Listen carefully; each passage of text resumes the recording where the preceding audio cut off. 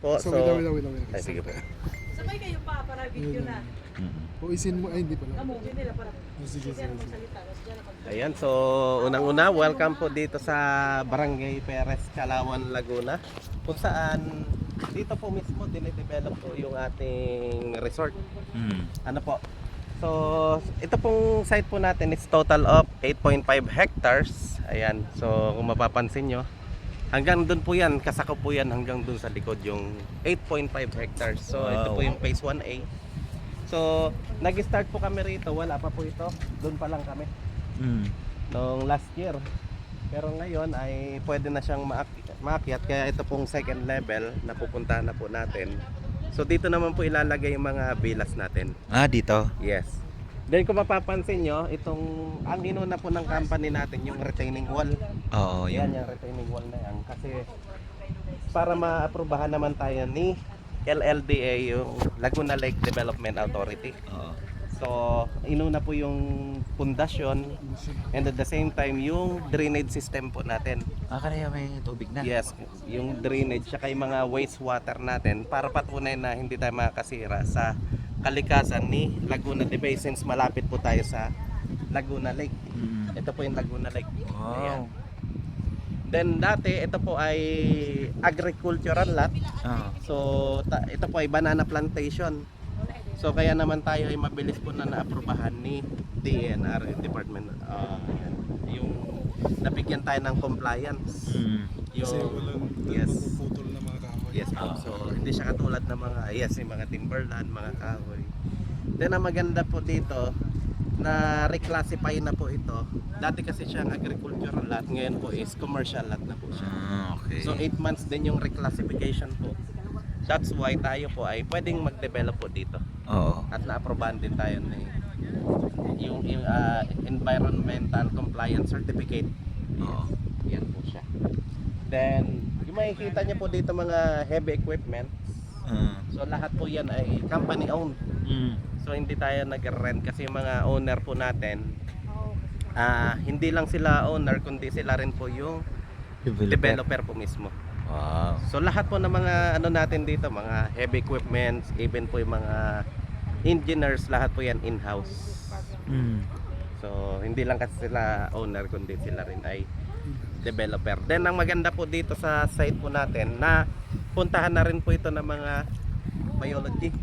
Kasi maraming nagtatanong, Sir Kevin, ito ba ay landslide prone area? O malapit ba tayo sa fault line? So, yes, malayo tayo sa fault line. And pinuntahan to ng mga biology na ito talagang matibay po yung lupa natin. So, malayo siya sa landslide prone area. So, yan po siya. How about sir yung security dito since medyo malayo siya sa Ayun, so ang maganda yung question ni sir. So regarding naman po sa security. So ang security natin is dito is top of the line. Kasi kapag nag-open na po si AF Homes, so di ba tayo po ay exclusive lang po sa mga VIP member. So nakakasigurado yung security natin dito is top of the line kasi lahat ng mga papasok dito mayroong record. Di ba po yung mga nag-VIP member. And at the same time, kung dati dito pa tayo dumadaan sa alternate na daanan. Next year, kasabay po ng pag-open ng ating resort, yung tinatawag na TR4. Doon na Yun na yung magiging bypass na expressway natin. So ikakat niya na po yung maraming daanan. Then yung travel time. So malilesen po yung oras tsaka mas mabilis na po ma-access. Wala kayang planong ilalapit yung ka-detail na mga PPPs dito sa malapit since na ito ay isang malaking project. facilities project dito sa Calauan. Ilalapit po yung Yung kunwari magkakaroon ng ng mga post ng PNP dyan para if ever na yung security natin dito Para may visible na mga pulis. siguro nakasama rin siguro sa po request yan. nila yun.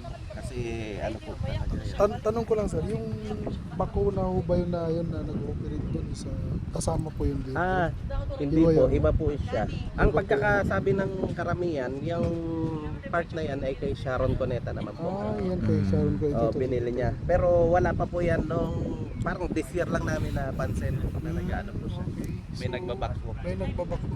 Opo. So, Oo nga, no? Initially, ang balibalita allegedly is kay Sharon ko. Kay Sharon daw po. Okay. Yang, hindi ko lang alam kung anong gagawin po nila dyan. Diyan na bang kay Sharon kasi Opo. may nag-operate yun. Mm. So, yun na. So ito po yung sa atin, itong part. Yung may nakabakod. Ito nakabakod na to. So ang nabilip na po ng company natin is total of 8.5 hectares. Oo. But ini-aim po talaga ng company is ma-develop po up to 60 hectares. 60. So yung mga nakapaligid dyan, so balak din po bilhin ng company. Pero right now, nakapokus po muna tayo sa 8.5 hectares. Oo. So yun yung first phase pa na Yes. dapat tapusin. Within year. next year, at least. Pag-operate mo. Opo. So para sa kaalaman din po ng karamihan, at least 30 to 40% magamit na. Oh, okay.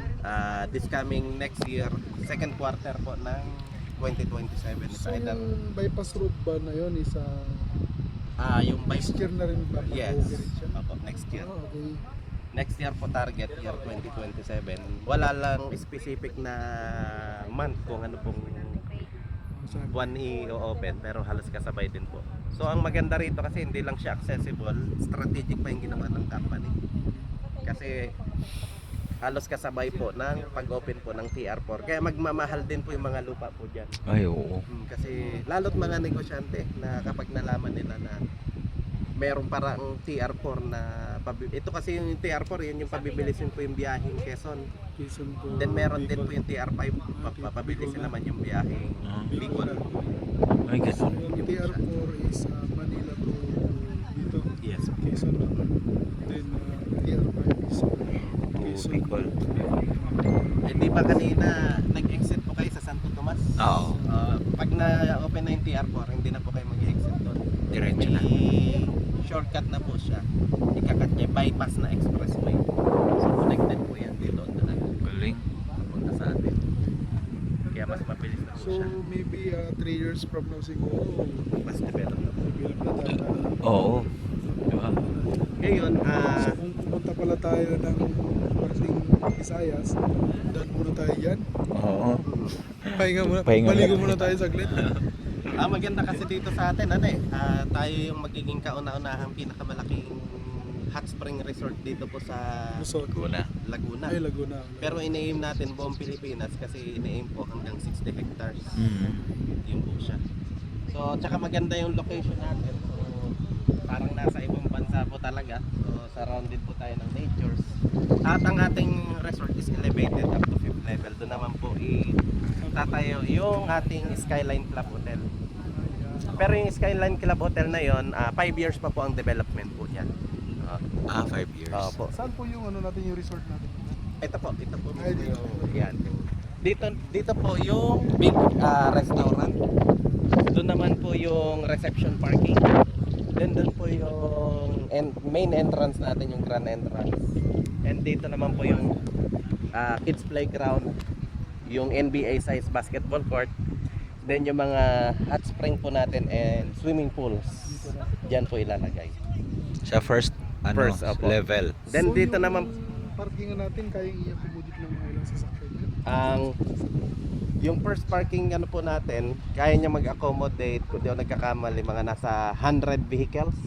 Oo. Bukod pa po dun sa mga parking slot natin sa lahat ng mga bilas po natin. Mm. Ang maganda po sa mga bilas po natin, modern po yung itatayo, hindi na po yung mga Magsisimento. Opo, yung pagsisemento. Kasi ang tawag po dun sa mga bilas po natin, mga prefab. Ito yung mga in-order na lang, yung mga prefabrication po na Madali na lang siya. mabilis. Kaya sa salpak na lang siya. sasalpak na lang po siya. 3 days to 1 week. Tapos na po agad yun. Madali lang ikabit dito. Basta lagyan lang ng magandang pundasyon. Yes. Yun ang at kaya nga pabor din po sa company na nag-uulan para mas Para- masisiksik at nakokompak yung lupa. Oo nga. Ayun po siya. Tama. So dito kinokompak na lang po kaya may mga bakal na po na nakatusok po diyan, kinokompak na lang po yung ano natin. Then diyan po ilalagay naman po yung mga bilas po natin. Hindi kayo mag-landslide dyan sa taas na. Ayan, so yun, so maganda po dito. Ganang sinabi ko kanina, pinuntahan na po ito ng mga Biologist. biology. So chinek po yung lupa natin, so talagang matibay po yung lupa. Hindi raw tayo papayagan dito kung hindi nila na-check. Kung babagsak. Oo. Opo. Kasi lalo't mahigpit, bago din tayo na-approve, talagang dumaan to sa mahigpit na proseso, lalo yung may nabalitaan noon. Ito sa Cebu yata yun. Mm.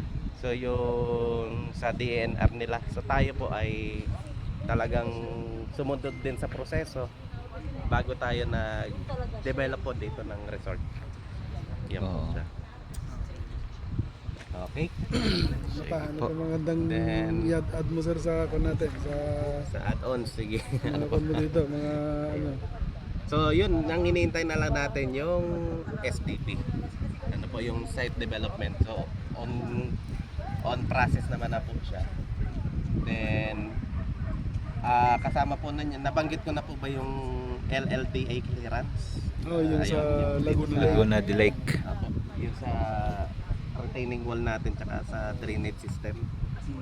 Kaya tayo ay So wala naman na tayong problema sa LGU, di ba? Sa Yes po. approval. Yun, good Approval question na, na di po. ba? Opo. So tayo po, good news kasi tayo po ay na-recognize ni LG of Calauan bilang top key contributor Okay. when it comes po sa ecotourism. Kasi nung naano po tayo ni LGU, dahil po dito sa AF Homes, ganun sinabi ko kanina, dati lang siyang agricultural lot. Mm. Pero ngayon, naging commercial lot na po siya, gawa ng na-reclassify po tayo. Taas yung- At 8 months din taas po yung siya. mga dito ng lupa. So yes, tataas po ang mga presyo ng lupa dito. At the same time, Commercialized. commercialize na po siya. Pinayagan po tayo mag-develop po ng resort. So pagdating naman po sa eco, tawag na to, yung tinatawag na, kasi nasa batas din po yan, pag magtatayo tayo ng malaking proyekto, ang number 1 na priority, yung lugar po mismo. Halimbawa dito sa Barangay Perez, Calauan, Laguna. Oo. So economic wise and employment wise, pabor po talaga sa LGU. So Kasi it's a win-win-win program between LGU and AF Homes. So paano naging win-win-win program? Tataas po ang turismo ni LGU of Calauan, Laguna. Ganon din po sa employment kasi total of 8.5 hectares po ito. Marami pong mabibigyan ng trabaho. At number 1 na priority, yung mga taga dito po sa Calauan, Laguna. Mm. Yan po siya. So, ang pinaka-good news pa na isa is yung City Mayor of ano nito? Calauan. Hindi yung ano ba? Yung good news pa po yung sa Alaminos. Alaminos, City Mayor of Alaminos is member Yes. na siya dito. Apo, Yes. yung City Mayor of Alaminos ay VIP member na po sila. So family po nila. So tayo ay nakakatuwa sa inyo. So, maraming maliban natutuwa. doon, mayroon tayong mga celebrities na Yes, meron Member tayong na rin. mga celebrities na VIP member na rin po dito. So, Gaya kilala ni- niyo po si Imelda Papin. Milda Papin, Tapos may kasama po siya si si Angelica Jones. Angelica Jones. Wow. VIP member na rin po dito. So, Galing.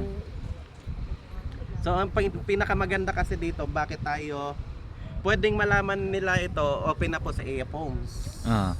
Yun nga lang, iba na po kasi ang presyo nun. Yes. So bakit kami nag-share ng mas maaga po? Ah. Unang-una para makatulong kami sa kanila na makasave ng malaki. And at the same time, pangalawa, nakatulong tayo sa kanila na makasave ng malaki. At the same time, marami kasing advantage, benefits, yung mga early na nag-VIP member versus kapag nag-open na po.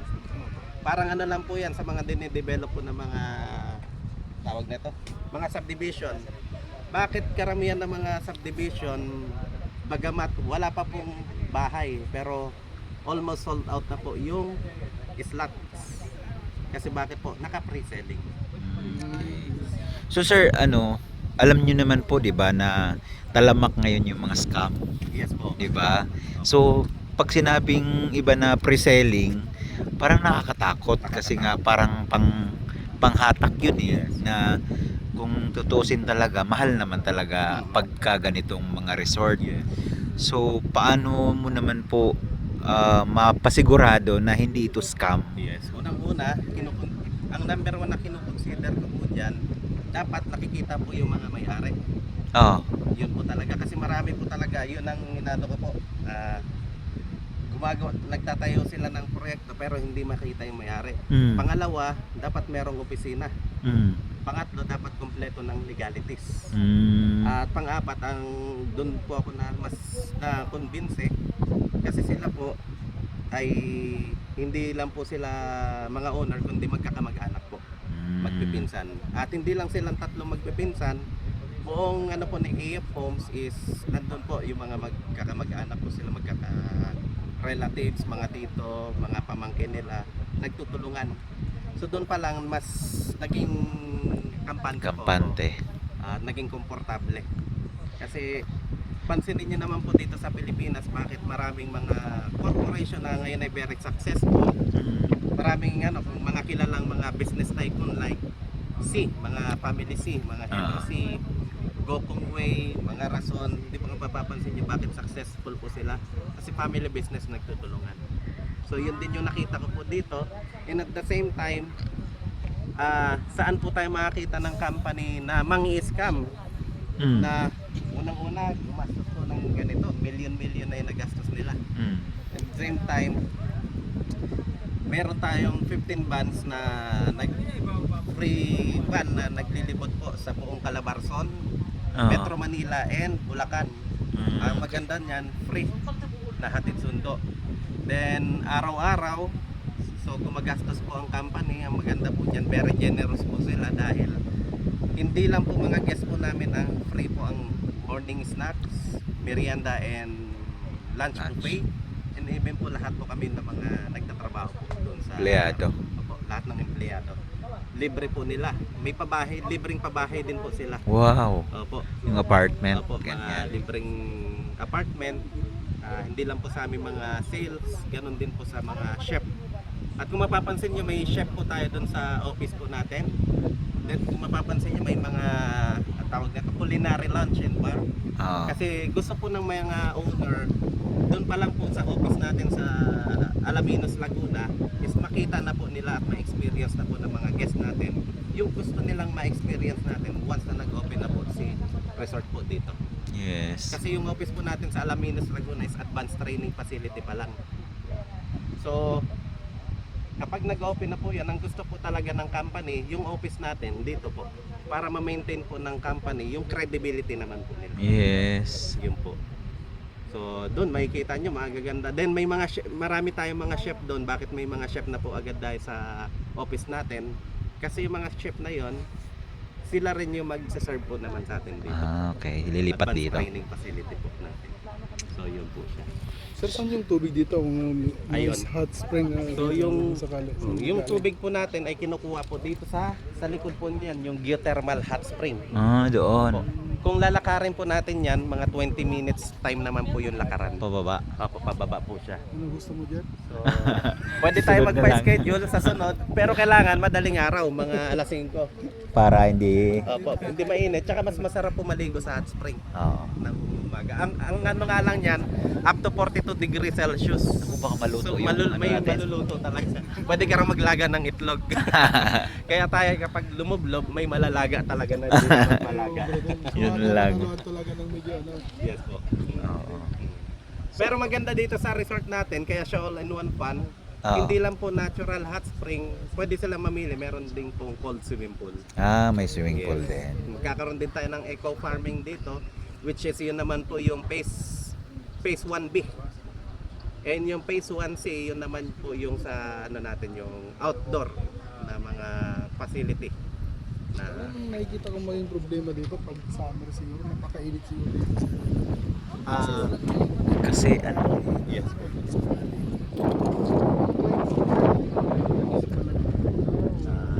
Yun ang yes pa na. Pero ngayon, yung klima natin ngayon, malamig. Init, no? Opo, kahit nag-init. Malamig pa to. Kasi napapalibutan po tayo ng nature. Pag araw talaga, yun lang, no? kasi ano, Kasi doon po yung Laguna Bay eh. Laguna de Bay. Yan po siya. Sige, sir. Thank you so much po sa iyong mga Sana ay na-explain. kahit paano nakapag-add-ons na Oo. at makatulong ano po doon sa mga Yes. may mga Makarating magtatanong. kami dito And sa- additional pala, Ah. bago tayo magano kasi maraming ako rin yun ang unang tanong ko sa sarili ko. Ah. kailangan bago mag-invest dito, talaga bang hindi mang-scam yung company? Yes. Pero ito lang po yung masasabi ko po sa mga nagtatanong. Pwedeng sabihin ko si company hindi mang-scam. Ah, Pwedeng wag kayong maniwala sa akin kung ako lang yung nagsabi. People will lie pero but numbers don't. Paano natin malalaman? Alam niyo po ba, sa entrance pa lang po natin, pwede nang kumita ng billion ng company sa loob ng 20 years. paano? Kasi 'di ba meron tayong total of 200 villas. Ah, Ayan. So total of 200 villas po 'yan. So pag-uusapan na lang natin. Ang pinakamarami po kasi natin per villas, yung King and Queen villa na 24 person. So kung Yes. 200 villas yan, kukumpute natin para mas madali. Ayan. Mahina nga lang ako sa math. Kaya gagamit tayo ng sige, calculator. sige lang. Sabihin na natin sa 200 villas, kung 24, kalahati na lang para makatotohanan na po. So 12 person. 12 times Times 200 villas. So may 2,400 daily na papasok dito sa ano natin sa resort. Di ba po? Magkano po ang entrance? 300 sa adult and 150 naman po sa kids. So para makatotohanan, pwede nating kalahatiin 200 pesos na lang. Kasi karamihan naman dyan mga adult eh. So ang entrance pa lang po, times natin sa 200, 2,400 na tao, times 200 pesos.